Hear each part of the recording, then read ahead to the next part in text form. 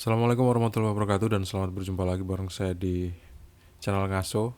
Ini adalah episode kedua. Di episode yang pertama kemarin kita ngebahas soal ilmu sabdo dadi itu cuma sebatas katanya guys. Buat kalian yang menolak itu atau kalian punya ilmu itu, kalian bisa tulis di kolom komentar dan ayo kita buktiin bareng-bareng. Karena kalau memang ilmu itu ada, gue juga pengen gitu untuk punya ilmu itu. Kenapa? Karena ilmu itu bisa membypass seluruh keinginan hidup kita yang kalau misalnya ingin kita dapatkan harus pakai drama dulu, ada proses, ada segala macam lah yang namanya perjuangan lah, pewaris lah atau perintis lah, whatever. Tapi kalau pakai ilmu sabdo tadi selesai dalam sekejap, hanya bisa dilakukan atau hanya dengan mengucapkan kun jadi atau bim salah bim jadi, bim salah bim abrakadabra jadi guys. Aku garis bawahi dulu, tadi aku nyebutin kun. Kata itu hanya digunakan oleh Allah Subhanahu wa taala untuk menciptakan ciptaan yang diinginkannya gitu. Berlaku nggak untuk manusia? Ya mungkin berlaku untuk yang pernah mengimplementasikannya. Kalau gue sendiri sih nggak. Fokus di obrolan kali ini adalah tentang ilmu sabdo dadi dan kenapa orang menginginkan ilmu sabdo dadi. Kita ngopi dulu.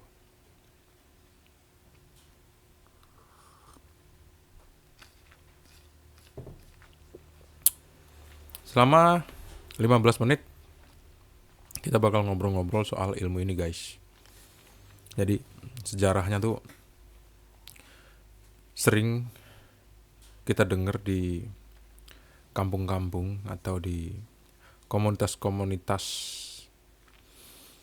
orang yang mempelajari ilmu-ilmu yang out of the box. Karena mau mempelajari ilmu pendidikan, sekolah bayar gitu. Akhirnya ada ilmu yang lain, ilmu yang gak pakai bayar, pakai duit, yaitu ilmu-ilmu yang bisa kita pelajari di lingkungan non-akademis. Bisa jadi ada di lingkungan tempat tinggal kita dan lain sebagainya. Pokoknya bukan pendidikan formal lah. Kadang-kadang bentuknya tuh perguruan, padepokan. Bukan berarti itu jelek gitu, karena itu adalah alternatif dari orang-orang yang ingin memiliki sebuah pengetahuan, sebuah ilmu, tapi nggak memiliki uang untuk membayarnya. Karena kita tahu sendiri ya, sekolah kan bayar. Untuk dapat ilmu tuh bayar gitu. Meskipun sebetulnya kalau kita telisik lebih jauh di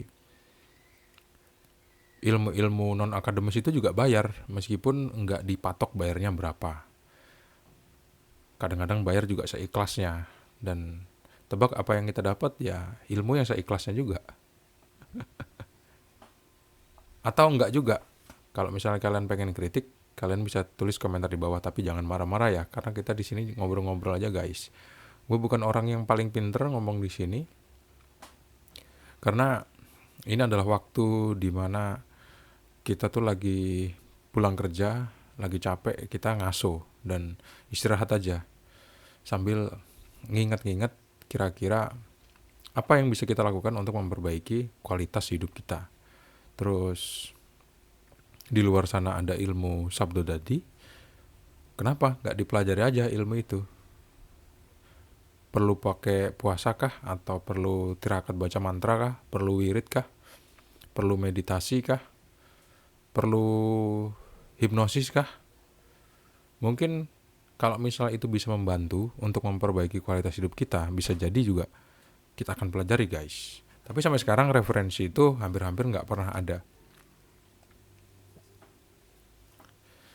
Biasanya orang yang pengen mempelajari ilmu ini karena dia nggak ingin untuk itu tadi, nggak ingin untuk terlalu banyak drama untuk menggapai tujuan hidup. Misalnya kita pengen kaya, nggak perlu pakai banyak macam lah usaha-usaha yang dilakukan. Hanya cuman menyebutkan A maka jadilah A. Hanya cuman menyebutkan B maka jadilah B. menyebutkan kaya, maka jadilah kaya. Tapi apa iya itu bisa dilakuin? Menurut kalian gimana? Kalau menurut aku sih bisa dilakuin, guys. Nah, kenapa kok bisa dilakuin hal itu? Karena gini, kalau misalnya kita menghubungkan sama parallel universe, agak aneh lagi nih si Mas Koro ngomong ya. Parallel universe, kayak percaya sama materi yang disampaikan sama rumah editor kayaknya. Tapi emang keren materinya. Rumah editor kan ngambil referensi dari berbagai sumber yang dia memang pelajari lebih dalam gitu. Kalau aku kan cuman nonton kompilasinya aja gitu ya. Dan bisa jadi memang ada informasi yang miss di sana. Balik lagi, kenapa kok hal itu bisa dilakukan? Ilmu Sabtu Dadi itu ada hubungannya sama parallel universe. Karena gini guys, seperti yang aku obrolin di video yang kemarin, di episode 1, ada semesta lain yang paralel sama semesta kita yang sekarang. Di sana bisa jadi kita memiliki kehidupan yang berbeda. Kalau di sini kita jomblo, di sana bisa jadi kita punya pacar, punya istri, punya anak, punya kehidupan yang kita inginkan. Gimana cara mengakses itu? Salah satunya adalah dengan mengimajinasikannya. Sampai kita benar-benar merasakan kepemilikan itu. Itu yang sekarang ini paling sering diajarkan, ditutorialkan sama apa ya nyebutnya? Sama motivator-motivator untuk menjalani kehidupan lebih baik atau untuk menggapai kehidupan yang lebih baik. Ada banyak model, ada yang model energi pakai pengaktifan cakra misalnya. Ada juga yang model pakai meditasi alpha. Ada juga yang pakai ilmu-ilmu atau wirid-wirid yang basicnya agama. Ada juga. Tinggal kita mau milih yang mana. Kalau misalnya kita mau milih yang metode agak ilmiah gitu ya, pakai yang ada hubungannya, maksudnya yang ada hubungannya sama neuroscience atau ada hubungannya sama ilmu-ilmu yang mempelajari tentang pikiran, itu sebetulnya udah dijelaskan. Kalau misalnya kita membayangkan sesuatu, artinya kita berusaha untuk merasakan sesuatu yang kita bayangkan tadi, dan itu adalah cikal bakal dari realitas hidup kita. Jadi apa yang kita bayangkan, apa yang kita imajinasikan adalah sketsa dari alam bawah sadar yang akan membentuk sikap, tingkah, dan perilaku kita yang konkret. Misalnya kita membayangkan kita ini berantem gitu ya, itu hanya dibayangin aja tuh gitu. Itu secara nggak sadar kita tuh akan ngerasain satu emosi, satu amarah, di mana kalau misalnya ada trigger di kehidupan nyata, kita akan benar-benar berantem. Itulah konsepnya. Nah, kalau misalnya konsep itu dibalik, kita ngebayangin kita itu adalah orang yang gembira, maka secara nggak sadar kita akan mewujudkan apa yang telah kita imajinasikan itu tadi. Kita jadi orang gembira, ada trigger sedikit, kita akan jauh lebih gembira. Tapi herannya guys, jarang banget orang berani untuk membayangkan hal-hal yang positif. Misalnya membayangkan hal-hal yang diinginkan dia. Rata-rata orang itu selalu membayangkan sesuatu yang gak diinginkan sama dia. Misalnya dia membayangkan atau mengulang lagi sebuah kejadian yang telah berlaku di kantor. Misalnya dia ada slack sama bosnya, ada slack sama rekan kerjanya.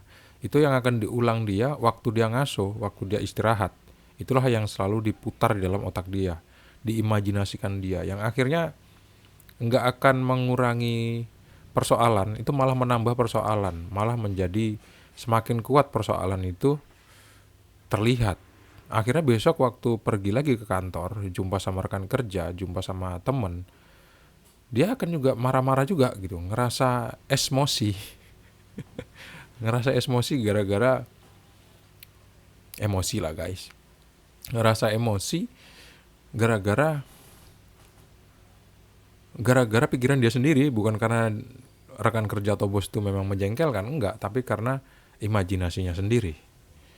Nah, itulah guys yang sekarang sering diajarkan sama mentor-mentor atau motivator-motivator di tahun 2020 ke atas lah ya.